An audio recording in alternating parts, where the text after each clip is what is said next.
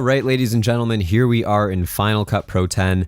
Before we move any further, you're going to have to go to the link in the description and download the 3 ink splatter files that are in there. You have 3 different ink splatters to work with, so there's a little bit of variety there, which is nice. And once you've downloaded those, go ahead and drag those into your Final Cut event.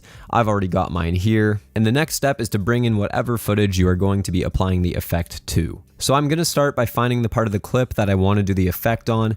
So I'm going to drag that into my timeline, and I'm going to trim out all the parts that I don't want to use. Now to make it more dramatic, I'm going to slow down this clip to 20% speed, and now I'm just going to add a quick color grade using a LUT. If you are interested in this LUT pack, I will link it in the description down below.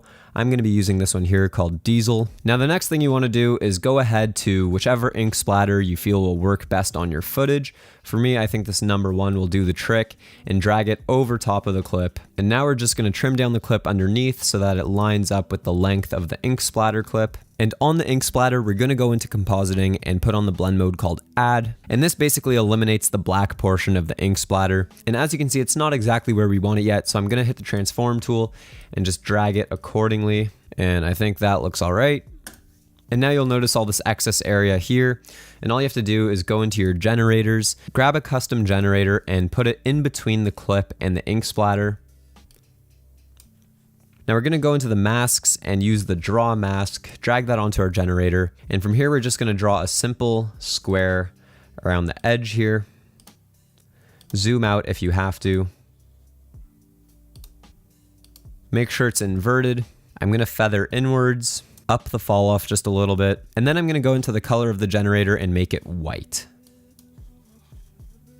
But what I'm noticing is that it's a little cut off at the start, so what I'll do is I'll go back to my transform tool and drag it over just a touch.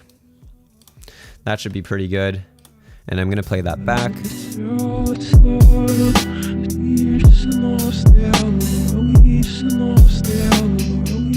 And that is essentially how you pull off this effect. As you can see, it's fairly straightforward. It's not too difficult. So what if you want to have 2 clips playing at the same time, both with this effect?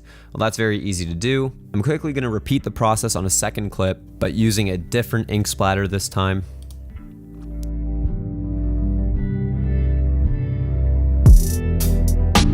But now I want to have both shots on the screen at the same time playing simultaneously. So what I'll do is bring in another custom generator, extend it and make it white. And from here, I'll put each one of these into a compound clip, stack them on top of one another, and use the transform tool to position them accordingly. And whichever clip is on top here, you want to make sure that you add another mask and draw only around the area you want to show.